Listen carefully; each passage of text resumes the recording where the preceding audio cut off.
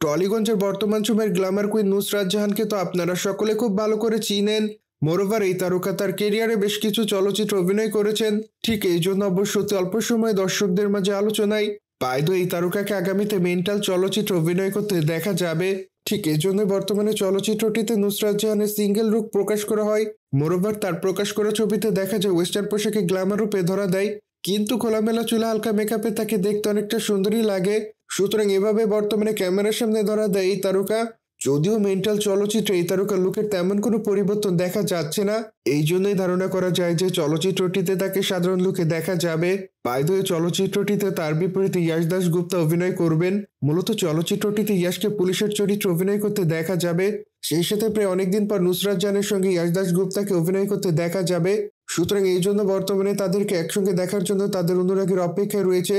যদি সবকিছু ঠিক থাকে তাহলে অবশ্যই আগামী বছর চলচ্চিত্রটি উন্মোচন করা হবে।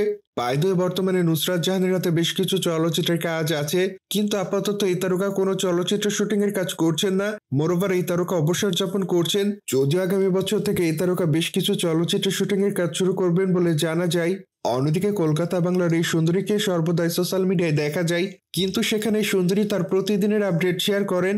মোরওভার মাঝে মাঝে খোলামেলা পোশাকের ছবি শেয়ার করে আলোচনায় থাকেন, কিন্তু যাই হোক, সে সকল আলোচনা কিংবা সমালোচনাকে এই নায়িকা সেভাবে গ্রহণ করে না। দ্যাটস ওয়াই এই নায়িকা তার ইচ্ছামতো ছবি সোশ্যাল মিডিয়ায় শেয়ার করেন। সুতরাং জেনে তো নিলেন, কলকাতা বাংলার তারকা নুসরাত জাহানের মেন্টাল চলচ্চিত্রে সিঙ্গেল লুক প্রকাশ করা হয়েছে। মোরওভার এই বিষয়টি নিয়ে যদি আপনাদের কোনো মতামত থাকে তাহলে অবশ্যই কমেন্ট বক্সে জানাতে ভুলবেন না। বাই দ্য ওয়ে, চ্যানেলটিকে সাবস্ক্রাইব করে আমাদের সাথেই থাকুন আপকামিং আপডেট জানার জন্য।